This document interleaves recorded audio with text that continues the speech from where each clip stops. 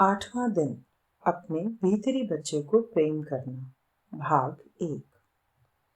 आज आप उस वयस्क व्यक्ति के परे देखेंगे जो आपको आईने में नजर आता है और अपने अंदर के बच्चे से मिलेंगे।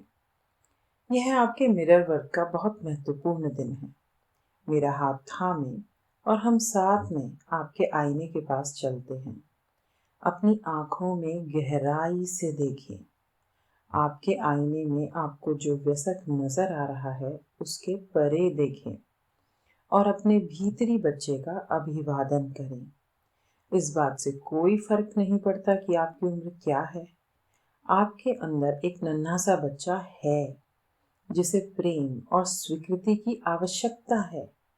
यदि आप एक महिला हैं तो चाहे आप कितनी भी आत्मनिर्भर हों, आपके अंदर एक नन्ही सी बच्ची है जो बहुत नाजुक है और मदद चाहती है।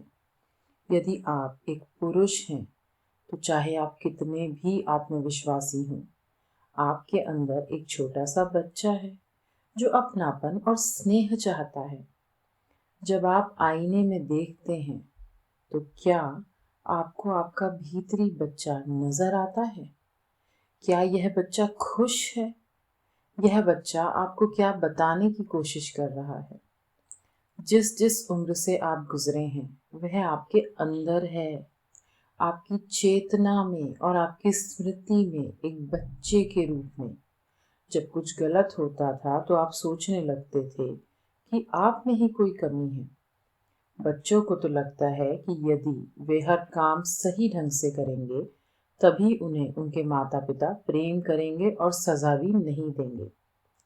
हम अक्सर 5 वर्ष की आयु के आसपास अपने अंदर के टेप को बंद कर देते हैं।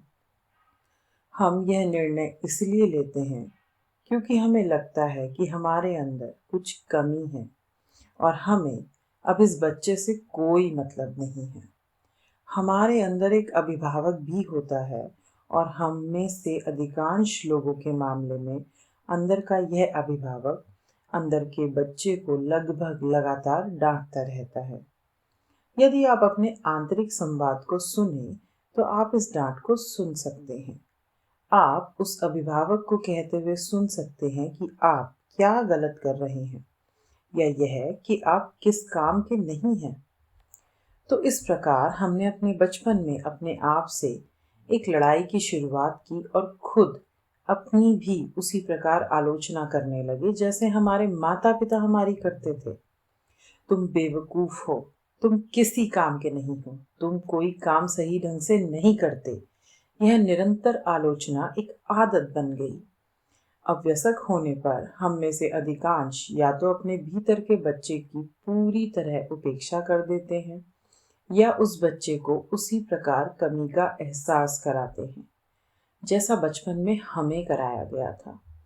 हम इस पद्धति को बार बार दोहराते हैं। जब भी आपको डर लगे समझ लें कि वह आपके अंदर का बच्चा है जो डर रहा है। वयस्क को डर नहीं लगता, फिर भी उसने संपर्क तोड़ लिया है और वह बच्चे के लिए उपलब्ध नहीं है। इस बच्चे को एक दूसरे के साथ संबंध विकसित करने की आवश्यकता है। आप अपने अंदर के बच्चे से कैसे जुड़ सकते हैं? इसके लिए पहला कदम होगा अपने मिरर वर्क के माध्यम से बच्चे को जानना। कौन है यह बच्चा? यह बच्चा क्यों दुखी है? आप इस बच्चे को सुरक्षित और प्रेम पूर्ण महसूस करने में मदद करने के लिए क्या कर सकते हैं? आप जो कुछ भी करते हैं उसके बारे में अपने भीतरी बच्चे से बात करें। मैं जानती हूँ यह आपको मूर्खतापूर्ण लग सकता है, लेकिन यह उपाय काम करता है। अपने भीतरी बच्चे को यह एहसास कराइए कि चाहे जो हो जाए, आप ना उससे कभी मुंह मोड़ेंगे और ना ही उसे छोड़ेंगे, बल्कि हमेशा उसके लिए उपलब्ध रहेंगे और उसे प्रेम करेंगे। आपका भीतरी बच्चा सिर्फ इतना चाहता है कि उस पर ध्यान दिया जाए और उसे सुरक्षा और प्रेम मिले। यदि आप दिन भर में थोड़ा सा समय निकालकर अपने भीतरी मौजूद उस नन्हे बच्चे से जुड़ना शुरू कर देंगे तो आपका जीवन काफ़ी बेहतर हो जाएगा। आइए अफर्म करें, मैं अपने भीतर के बच्चे को प्रेम करने और स्वीकार करने के लिए तैयार हूँ। आपका 8वें दिन का मिरर वर्क अभ्यास। नंबर 1, अपनी उस समय की एक तस्वीर निकालें जब आप लगभग 5 वर्ष के थे। उस तस्वीर को अपने बाथरूम के आईने पर चिपका दें। नंबर 2, कुछ पल इस तस्वीर को देखते रहें। क्या दिखाई दे रहा है आपको? क्या आपको एक प्रसन्न बच्चा दिखाई दे रहा है या एक दुखी बच्चा? नंबर 3, आईने में दिख रहे अपने भीतर के बच्चे से बात करें। आप उस तस्वीर को देखकर बात कर सकते हैं या अपनी आंखों में भी देख सकते हैं, जिसमें भी आपको अधिक सहजता महसूस हो।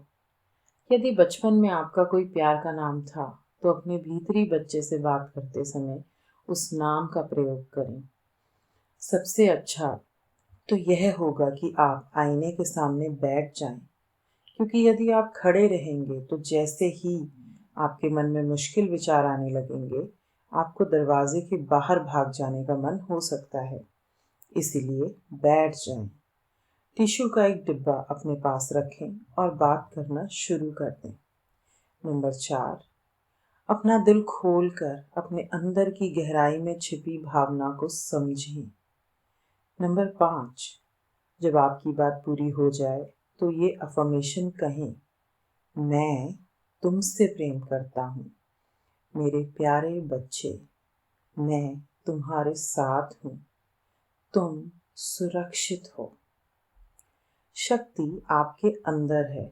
आपका 8वें दिन का दैनिकी अभ्यास। नंबर 1, इस अभ्यास के लिए आपको क्रेयॉन, रंगीन पेंसिलों या रंगीन फेल्ट पेन्स की आवश्यकता होगी। नंबर 2, अपने उल्टे हाथ का प्रयोग करते हुए उस हाथ का जिससे आप लिखते नहीं हैं, बच्चे के रूप में अपनी एक तस्वीर बनाएं। रचनात्मकता का प्रयोग करें। नंबर 3, इस तस्वीर को अपने बाथरूम के आईने पर चिपका दें। नंबर 4, इस तस्वीर को देखते हुए अपने भीतरी बच्चे से बात करना शुरू कर दें। नंबर 5, अपने भीतरी बच्चे से निम्नलिखित प्रश्न पूछें और इनके उत्तर अपनी दैनिकी में लिखें। तुम्हें क्या पसंद है? तुम्हें कौन सी चीज़ नापसंद है? तुम्हें किस चीज़ से डर लगता है? तुम्हें किस चीज़ की ज़रूरत है? मैं तुम्हें खुश करने के लिए क्या कर सकता हूँ?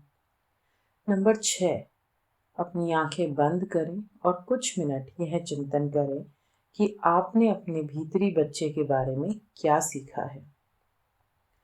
8वें दिन के लिए आपका हार्ट थॉट, मैं अपने भीतरी बच्चे को प्रेम से गले लगा रहा हूँ। अपने भीतरी बच्चे का ध्यान रखें। वह बच्चा ही है जो डर रहा है। वह बच्चा ही है जिसे दर्द हो रहा है। वह बच्चा ही है जिसे पता नहीं कि उसे क्या करना है। अपने बच्चे के लिए उपलब्ध रहें, उसे गले लगाएं और प्रेम करें और अपनी आवश्यकताओं को पूरा करने के लिए जो कर सकते हैं करें। यह सुनिश्चित करें कि आपके बच्चे को पता हो कि चाहे जो कुछ भी हो जाए, आप उसके लिए हमेशा उपलब्ध रहेंगे। आप न कभी उससे मुंह मोड़ेंगे और ना ही साथ छोड़ेंगे। आप इस बच्चे को हमेशा प्रेम करेंगे। आपका 8वें दिन का ध्यान, जाने दें और आराम करें। एक अच्छी गहरी सांस लें और अपनी आंखें बंद कर लें। एक और गहरी सांस लें और अपने शरीर को पूरी तरह आराम करने दें। आपका ध्यान अपने पैरों की उंगलियों पर केंद्रित करें और उन्हें बिल्कुल शिथिल हो जाने दें। अब अपने तलवे, अपनी एड़ी और अपने टखनों को ढीला छोड़ दें। अपने पैर के पंजों को भारी हो जाने दें। इस शिथिलता को अपनी पिंडलियों से होते हुए घुटनों तक जाने दें। इस गर्माहट और आराम को अपनी जांघों में जाने दें और उन्हें भारी होता महसूस करें। अब अपनी कमर और अपने कूल्हों तथा नितंबों को शिथिल होने दें। अपनी कमर को शिथिल होने दें और फिर महसूस करें कि शांति आपकी छाती की ओर बढ़ रही है और आपके कॉलर बोन से गुजरते हुए आपके कंधों में जा रही है। अपनी बाहों के ऊपरी हिस्से को ढीला छोड़ दें। अपनी कोहनियों को शिथिल हो जाने दें। अपनी बाहों के निचले हिस्से को, कलाइयों को और हथेलियों को शिथिल हो जाने दें। तनाव के अंतिम हिस्से को अपने हाथों की उंगलियों से बाहर निकल जाने दें। अपनी गर्दन को शिथिल हो जाने दें। फिर अपने जबड़े को, अपने गालों को और अपनी आंखों के आसपास की सभी मांसपेशियों को, अपने माथे और सिर को शिथिल हो जाने दें। पूरा आराम महसूस करें। धन्यवाद, धन्यवाद, धन्यवाद।